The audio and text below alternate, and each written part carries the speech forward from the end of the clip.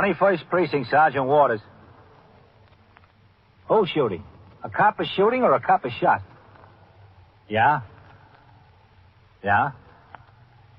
Where is it? 75 or 79? Wait a minute now, not so fast. You're in the muster room at the 21st Precinct, the nerve center. A call is coming through. You will follow the action taken pursuant to that call from this minute until the final report is written in the 124 room at the 21st Precinct. All right. I'll send the officers right over there. No, you just stay there. Show them where it is, yeah. Right away. They'll be there right away. 21st Precinct. It's just lines on a map of the city of New York. Most of the 173,000 people wedged into the 9/10 of a square mile between Fifth Avenue and the East River wouldn't know if you asked them that they lived or worked in the 21st. Whether they know it or not, the security of their homes, their persons, and their property is the job of the men of the 21st Precinct. The 21st, 160 patrolmen, 11 sergeants, and 4 lieutenants, of whom I'm the boss. My name is Kennelly, Frank Kennelly. I'm captain in command of the 21st. I was working my day tour, 8 a.m. to 6 p.m. As customary, I arrived at the station house around 7:30, and after signing the blotter, went into my office and changed to uniform. Meanwhile, the 65 men who would work the 8 to 4 were coming into the station house, walking through the muster room, and downstairs to the basement lockers. They changed to uniform and reported to the back room. At 5 minutes to 8, the patrol sergeant began forming them into ranks for inspection, preparatory to marching out into the muster room for the turnout. Meanwhile, at the desk, Lieutenant Gorman, who would be desk officer during the day tour, and Sergeant Waters, who would be on telephone switchboard duty, had already relieved their opposite numbers. 21st Precinct, Sergeant Waters. When was this, during the night? Well, who do you represent? The woman that was hit? Yeah? Yeah, but you can't see the report here anyway. You'll have to make application to the Bureau of Information. Room 116, Police Headquarters, 240 Center Street. During regular office hours, any day except Sunday. Yes, sir. You're welcome.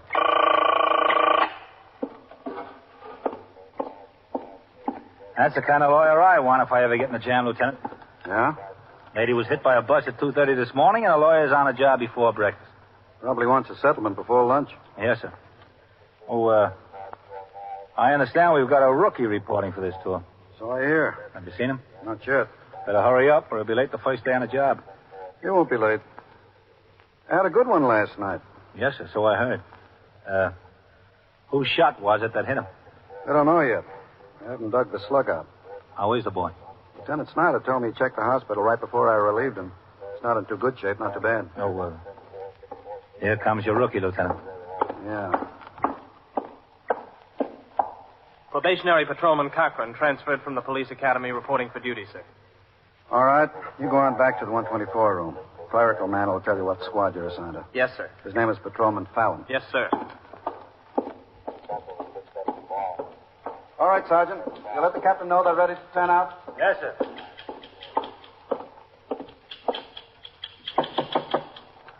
Excuse me, is this the 124 room? What? Is this the 124 room? Yeah, this is it. Fallon? What can I do for you? Probationary Patrolman Cochran, transferred from the police academy, reporting for duty. Oh, yeah. Papers came up yesterday. Yeah, here they are. Sit down, Cochran. Yes, sir. There's a couple of blank spaces on the UF-10 they sent up here. You speak any foreign languages? Well, some Spanish. I had it my last 3 years in high school. Shows you were in the Army. What's the postal zone of your home address? Well, there's no postal zone system used in Far Rockaway. All right. I got to give you a summons book. Now, wait till I get the numbers off of it. Yes, sir.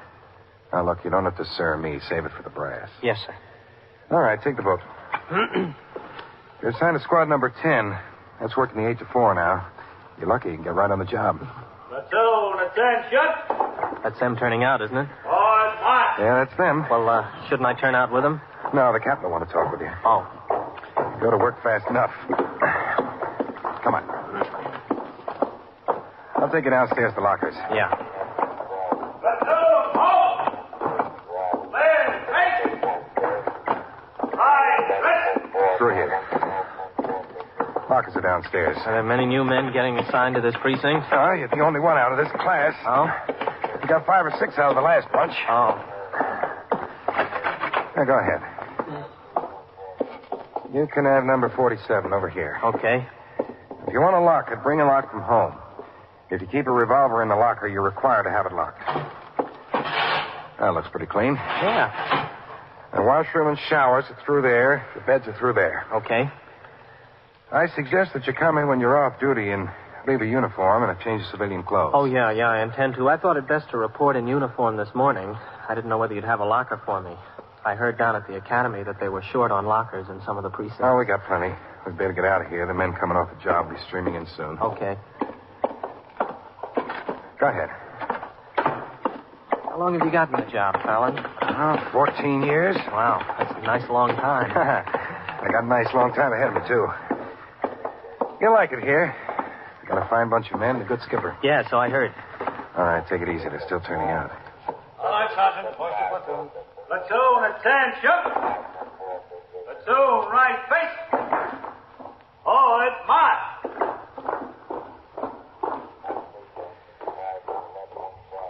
I'll take you into the captain's office. Okay. He likes to say something to all the new men. He sounds tough sometimes, and he is tough, but if you're right in what you do, he'll stand behind you. Well, that's good to hear. What's my job going to be, do you know? Well, I'll check with the desk officer while you're in with the captain. Okay. Go on, follow him right into the office. Captain. Yes, come in, fella. Go ahead, Captain. Yeah. Captain Kennelly, probationary patrolman Paul Cochran assigned to the precinct this morning. All right, fella, close the door. Yes, sir, Captain. Well, I'm glad to have you on the job, Cochran. Thank you, sir. The policy in this command is the same as it is throughout the department. We want to keep the goodwill and the confidence of the people by fostering an attitude of courtesy and service with whomever we come in contact. You've got to remember that to most people, the individual policeman is a representative of the entire department, a representative of the city.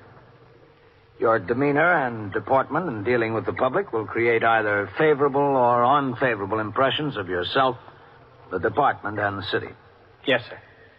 The people naturally look to their police force for security in their person, their homes, and their property. We want the people to look for that protection and at the same time respect a cop, not fear him. You'll get that respect through the use of courtesy, patience, and tact. Yes, sir. Now, you're new on the job. You've just been through an intensive course of training at the police academy. Apply what you learned there, and at the same time, try to learn more from the experienced men around here. You want to get ahead in this job, you'll never stop learning. You got your assignment? Well, no, sir, not yet, but I'm in a squad that's working this tour. All right. Report to the desk officer. Yes, sir. And good luck. Thank you, Captain. Leave the door open, Cochran. Yes, sir.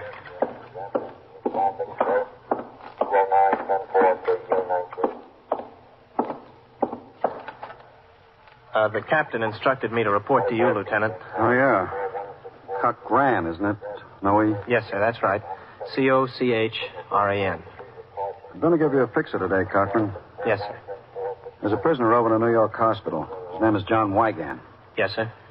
I want you to go over and relieve Patrolman Nelson, who's on guard duty there. Yes, sir. Are you familiar with the manual in connection with guarding a prisoner confined to hospital? Yes, sir. All right. Just follow the book and you'll be all right. Yes, sir. Now, look, I don't think this prisoner is in any condition to attempt escape. But I just want you to understand what kind of man he is. He was shot last night on Lexington Avenue by a police officer who jumped him in the course of an attempted robbery of a liquor store. He shot back at the police officer.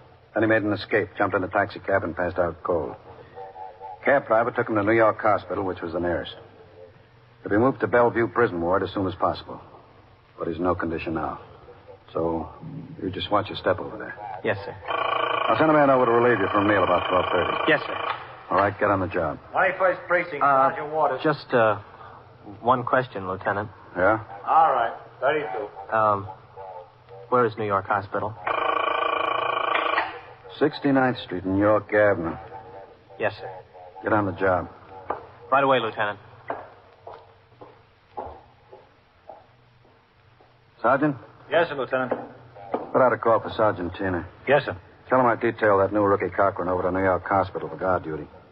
Tell him when he rides by there to stop up and see how he's doing. How does he look, Lieutenant? Think he'll make a good cop?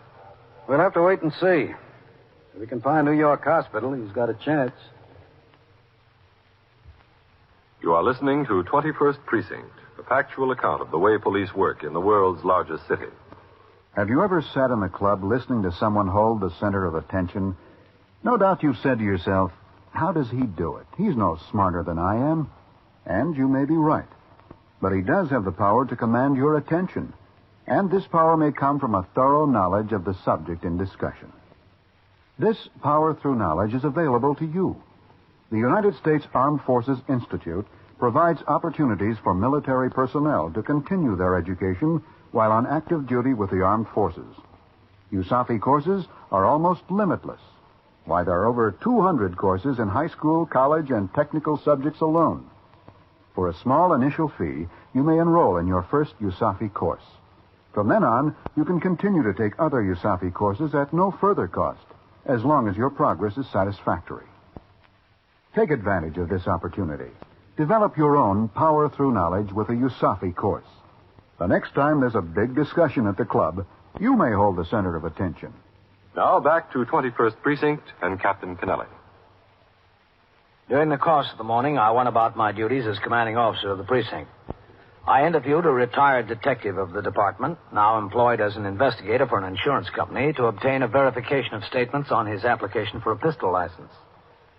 Then I went on patrol in the precinct in sector car number 1.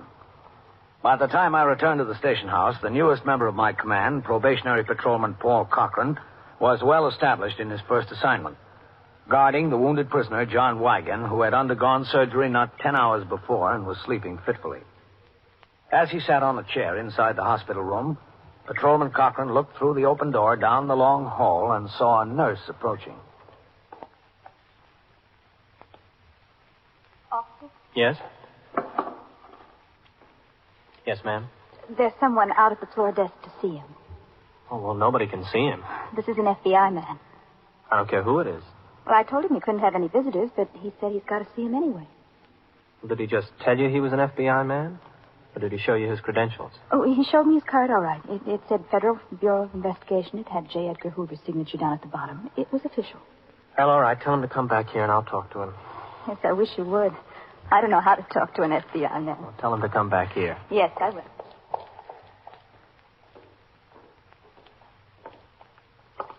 So what's the matter? What's going on? You just better put your head back on the pillow there, mister. What is it? What did she want? Oh, boy, I feel lousy. Well, that doesn't surprise me. What time is it anyway? About 11:30. I feel terrible. Officer? What does she want now? Now, just put your head back there. Oh, I got a right to know. Oh, this is him. Hello. Hi. My name is Martin Holtz, Hoults. I'm a special agent of the Federal Bureau of Investigation. Oh, yeah. Well, if you need me... Nurse. Yes? What is it? Could you just step inside the room for a minute while I talk to Mr. Holtz? Oh, sure, I guess so. I can see the bed from here, so don't worry. I'm not worried. I don't think he's going to get up and walk away. Not for quite a while. Yeah. Now, let me see those credentials again, would you, Mr. Holtz? Oh, yeah, sure. Thank you. I'm Patrolman Paul Cochran. I'm glad to know you. There's a good arrest here. This fella's wanted in Pennsylvania, West Virginia, and Delaware. You know that? No, I didn't. Yeah, they got 7 or 8 cases of robbery against him down there. It's a good collar, all right. Well, I didn't make it. I'm just here on guard duty. I know. We've got fugitive warrants on him. Oh, is that so? I'd like to talk to him a while, if you don't mind. I don't think that'd be possible, sir. Well, he looks all right. I see he's talking to the nurse. Yeah, I know. He was talking to me, too. Well, why can't I talk to him? You just can't, that's all. Do you have specific instructions not to let a federal officer talk to this prisoner? No, sir. Well, I don't like to get insistent, but that's what I came up here for. I can't help what you came up here for, sir. I can't let you talk to him. Look, we're both trying to do a job. Yeah, that's right. You've got your job, and I got my job. All right, if that's the way you feel about it. Doesn't make any difference how I feel about it. That's just the way it is. You say your name is Paul Cochran? Yes, sir. Let me write down your shield number. 24310. All right. Thank you. There's nothing to thank me for. I know there is. Oh, boy. There, now, is that better? Yeah, that's a lot better, thanks. You're welcome. Well, where is he? Huh? Oh, he went. I thought he wanted to talk to him. To me? Who wanted to talk to me? He didn't have authorization. You should have let him in. An FBI man. An FBI man? Just I didn't know I had federal trouble. Well, relax, mister. Maybe we both got it. When I had returned to the station house, I found a delegation of mothers waiting for me. A committee of the Parents Association of PS 70. They desired to have an additional intersection on First Avenue designated as a school crossing. I agreed with their contention that the intersection was dangerous and promised to investigate the possibility of posting a patrolman at the crossing. After I walked with the committee to the front door of the station house, I went around the desk to see Lieutenant Gorman.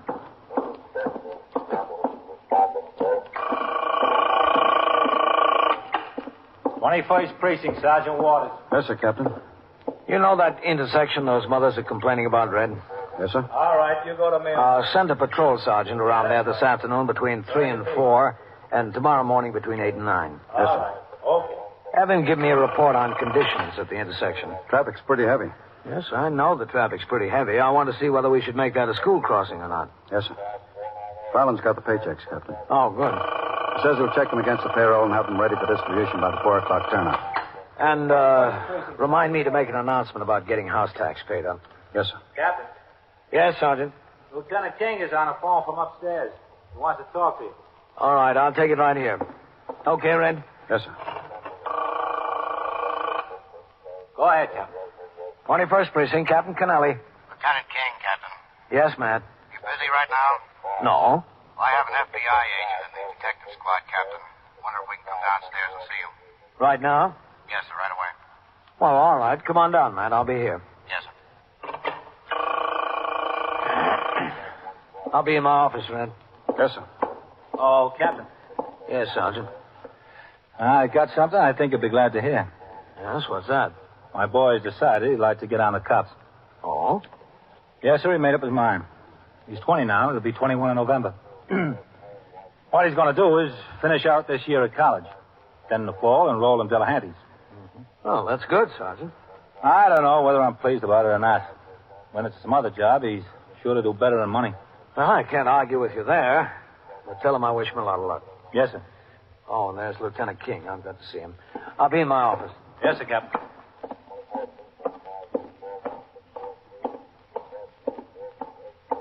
Oh, Matt. Hello, Captain. This is Special Agent Martin Holtz of the FBI. Mr. Holmes. How do you do, Captain? Do you want to go inside? Thank you.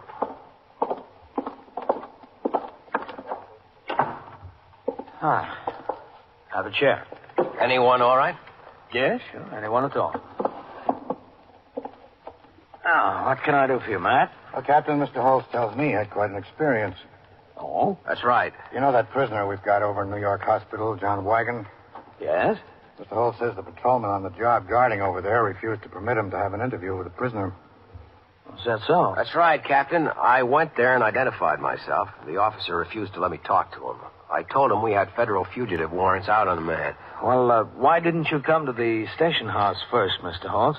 Well, I'm a law enforcement officer, and I thought I'd like to save a little time. I know he's your prisoner. All I wanted to do was talk to him. I see. Captain, since I came to the station house, I learned that it's that officer's first day on the job. No, I wouldn't want to get him in any trouble. I didn't realize that when I was there. I might have handled it differently.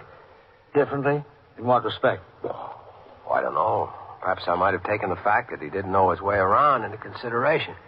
I'm not sure. It's a question of whether he knows his way around or not, Mr. Holmes. Did you see what the book has to say on this, man? No, sir. Well, let me see. There's a whole subsection on it. It's Article 24, I think, Captain. Yes. Yeah, that's right. Article 24. Interview with and visits to prisoners. Paragraph 29.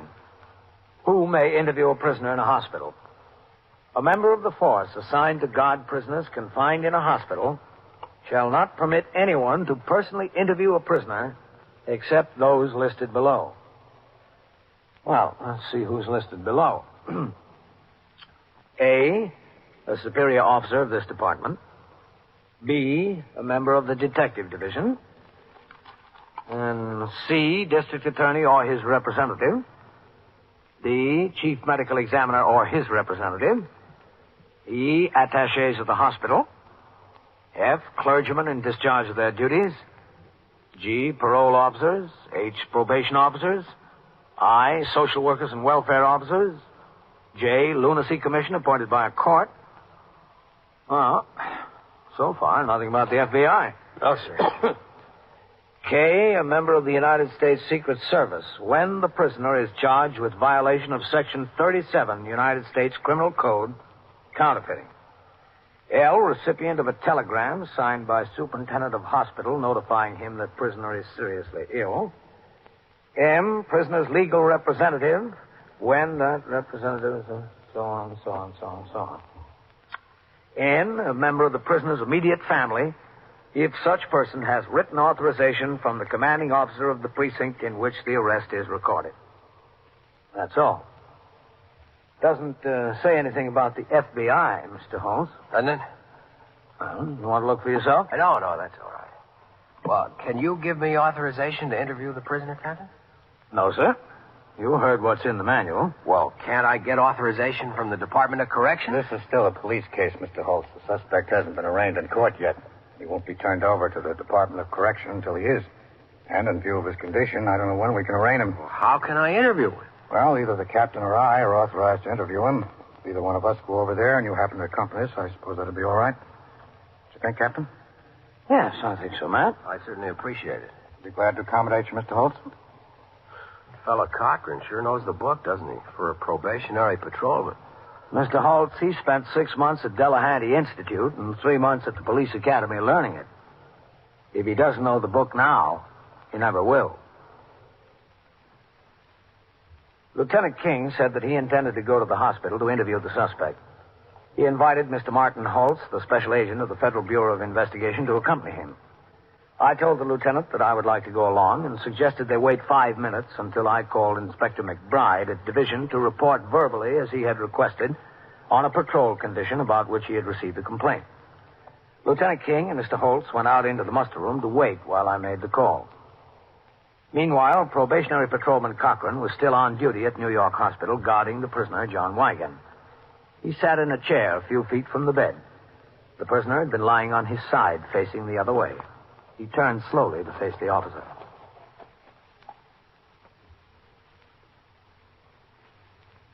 Say, Admiral. Yeah? Listen.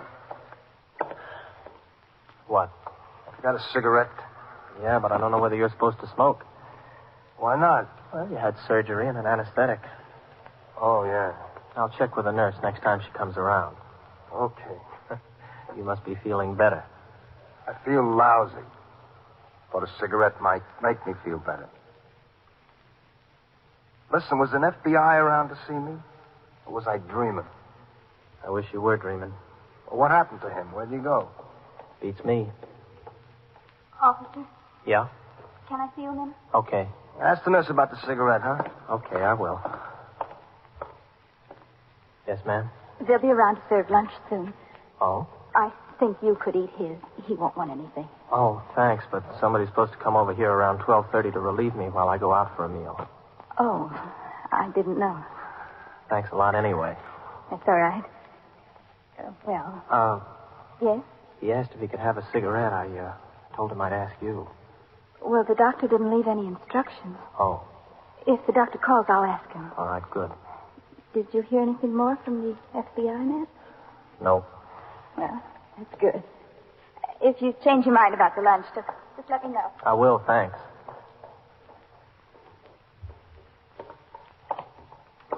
So what did she say? About what? About the cigarette. Oh, she said she'd have to check with the doctor. Oh, for crying out loud, it's only a cigarette. Listen, you better lie back there and keep still.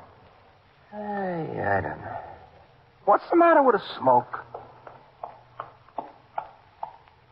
Officer? Yes? He's back, officer.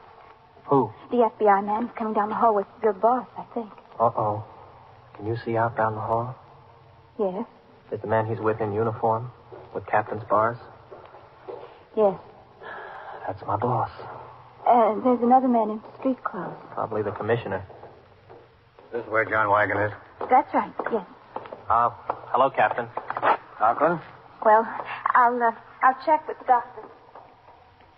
What did she check with the doctor about? Well, he wanted to know if he could smoke a cigarette. Oh, this is Lieutenant King, Cochran, in command of the 21st Squad. Lieutenant? No, you, Cochran. And, you've met Special Agent Holtz. Yes, sir. Yes, we've met. How's John doing, Cochran?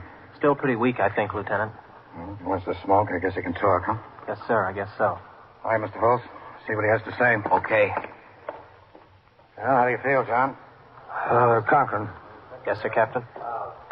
I'd like to talk to you out here a minute. Yes, sir.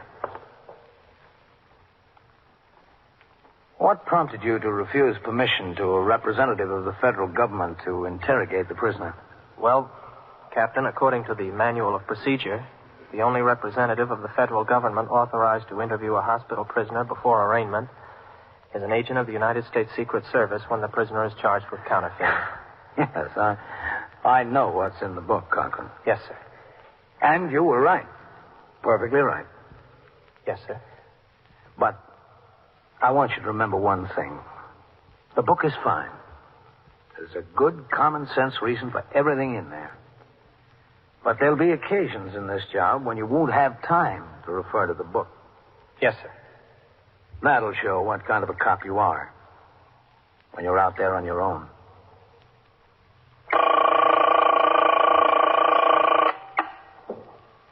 "21st Precinct, Sergeant Waters." Wait a minute, just a second. Burglars where? Yeah? Yeah? Yeah? What is that, an apartment house? Oh. Oh, yeah? Did you see them? What? Yeah? And so it goes. All right. Around the clock, through the week, every day, every year. A police precinct in the city of New York is a flesh and blood merry-go-round.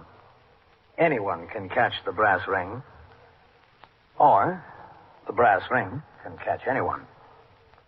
21st Precinct, a factual account of the way the police work in the world's largest city, is presented with the official cooperation of the Patrolmen's Benevolent Association, an organization of more than 20,000 members of the Police Department, City of New York. Everett Sloan in the role of Captain Kennelly, Ken Lynch as Lieutenant King. Featured in tonight's cast were Elaine Rost, Harold Stone, Bill Redfield, Bill Sterling, Santos Ortega, and Mason Adams. Written and directed by Stanley Niss. Produced by John Ives. Art Hanna speaking.